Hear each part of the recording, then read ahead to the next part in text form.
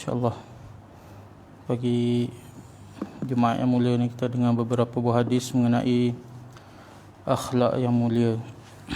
Mudah-mudahan bermanfaat bagi kita.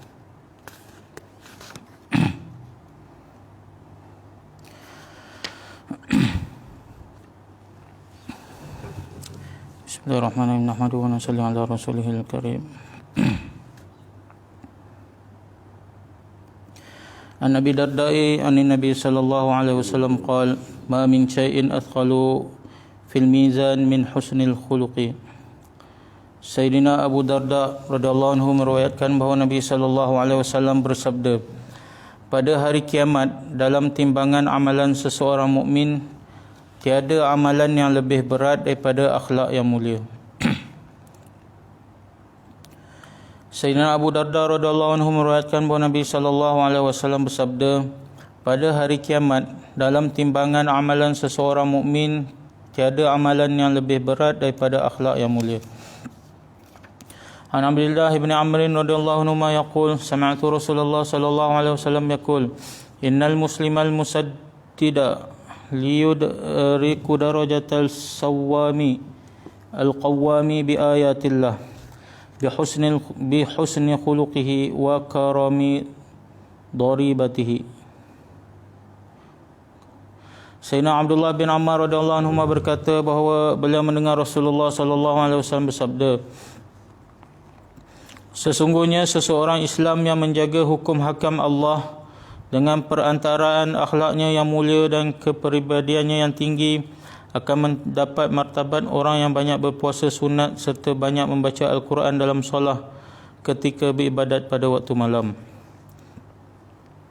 Sayyidina Abdullah bin Amr radhiyallahu anhu berkata beliau mendengar Rasulullah sallallahu alaihi wasallam bersabda, sesungguhnya seorang Islam yang menjaga hukum hakam Allah dengan perantaraan akhlaknya yang mulia dan kepribadiannya yang tinggi akan mendapat martabat orang-orang yang banyak berpuasa sunat serta banyak membaca Al-Quran dalam solat ketika beribadat pada waktu malam.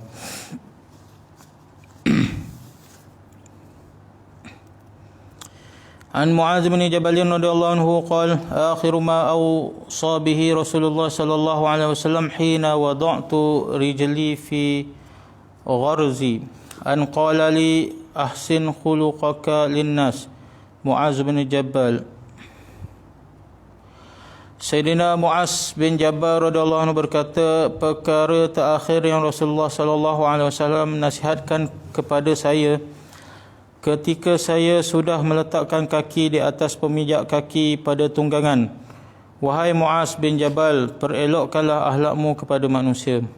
Sayyidina Mu'adz bin Jabal berkata, perkara terakhir yang Rasulullah sallallahu alaihi wasallam nasihatkan kepada saya ketika saya sudah meletakkan kaki saya di atas pemijak kaki pada tunggangan, wahai Mu'adz bin Jabal, perelokkanlah akhlakmu pada manusia.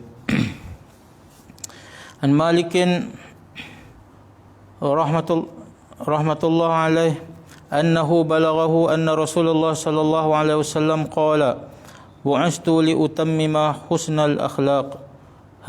Hadrat Imam Malik rahmatullah alaih meriwayatkan bahawa telah sampai kepada beliau hadis Nabi sallallahu alaihi wasallam, aku diutuskan untuk menyempurnakan akhlak yang mulia.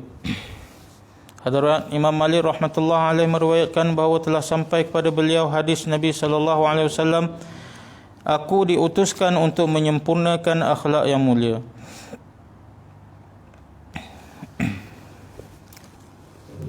An Jabir radhiyallahu anhu anna Rasulullah sallallahu alaihi wasallam qala inna min ahabbakum ilayya wa aqrabakum minni inna min ahabbakum ilayya wa aqrabakum minni majlisan yaumal qiyamah ahasinakum akhlaqan. Sayyidina Jabir radhiyallahu anhu meriwayatkan bahawa Rasulullah sallallahu alaihi wasallam bersabda, orang-orang yang paling aku kasihi dan yang paling hampir kepadaku pada hari kiamat ialah orang-orang yang paling baik akhlaknya. Sayyidina Jabir meriwayatkan bahawa Rasulullah sallallahu alaihi wasallam bersabda, orang-orang yang paling aku kasihi dan yang paling hampir kepadaku pada hari kiamat ialah orang-orang yang paling baik akhlaknya.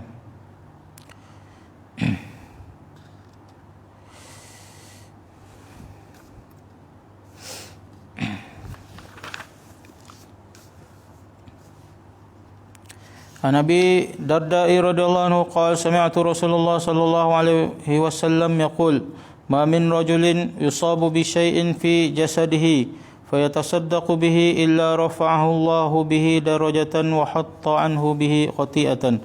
Sayyidina Abu Darda radhiyallahu anhu berkata bahawa saya mendengar Rasulullah sallallahu alaihi wasallam bersabda, sesiapa sahaja yang ditimpa dengan kesusahan jasmani oleh sesiapa sahaja yang ditimpa dengan sesuatu kesusahan jasmani oleh tindakan seseorang yang lain, lalu dia memaafkan orang itu, maka kerana kemaafannya itu Allah Subhanahu wa taala meninggikan untuknya satu darjat dan mengampunkan satu dosanya. Sayyidina Abu Darda radhiyallahu anhu berkata bahawa saya mendengar Rasulullah sallallahu alaihi wasallam bersabda, sesiapa sahaja yang ditimpa dengan sesuatu kesusahan jasmani oleh perbuatan seseorang yang lain dan dia memaafkan orang itu, maka kerana kemaafannya itu Allah Subhanahu wa taala meninggikan untuknya satu darjat dan mengampunkan satu dosanya. An Abdullah radhiyallahu anhu Nabi sallallahu alaihi wasallam qala la yadkhulul jannata man kana fi qalbihi mithqalu dzarratin min kibr. Sayyidina Abdullah radhiyallahu anhu meriwayatkan bahawa Nabi sallallahu alaihi wasallam bersabda, tidak akan masuk syurga sesiapa sahaja yang di dalam hatinya ada sifat takabur walaupun hanya sebesar zarrah. Sayyidina Abdullah radhiyallahu anhu meriwayatkan bahawa Nabi sallallahu alaihi wasallam bersabda, tidak akan masuk syurga sesiapa sahaja yang ada di dalam hatinya ada sifat takabur walaupun hanya sebesar zarrah. InsyaAllah kita telah dengar beberapa buah hadis mengenai akhlak mulia. Sama-samalah kita ambil iktibar untuk amal dan kita sampaikan pada orang lain insyaAllah. Subhanallah wa bihamdihi, subhanakallah, asyhadu an la ilaha